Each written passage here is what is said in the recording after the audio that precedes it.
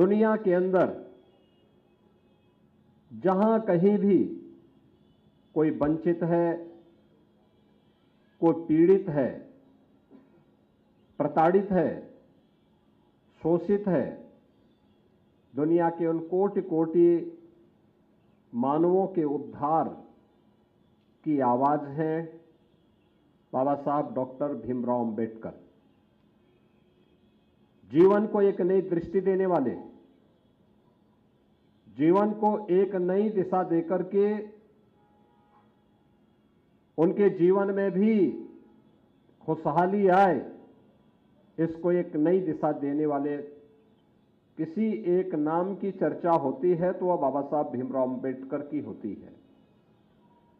और इसीलिए उस महामानव का स्मरण उनकी जयंती के अवसर पर, उनके महापरिनिर्वाण दिवस के अवसर पर न केवल हम लोग करते हैं, बल्कि आज के दिन पर समाज रचना से जुड़े हुए राष्ट्र के सशक्तिकरण के लिए उठाए जाने वाले किसी भी बड़े अभियान में वह बाबा साहब भीमराव अंबेडकर के बगैर वे सभी कार्य अधूरे माने जाते हैं।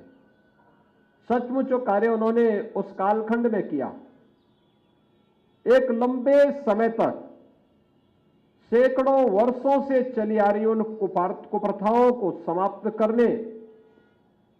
दलितों, वंचितों, शोषितों को उनका अधिकार प्राप्त हो सके, इसके लिए उनके द्वारा किया गया प्रयास यह अभिनंदनीय है। और बाबा साहब भीमराव अंबेडकर भले ही उन्होंने अत्याचार सहे होंगे, अन्याय सहा होगा, लेकिन उनका कार्य देश के लिए था, समाज के लिए था। कभी भी उन्होंने अपने चेहरे पर वे बातें नहीं आने दी और अंतिम दम तक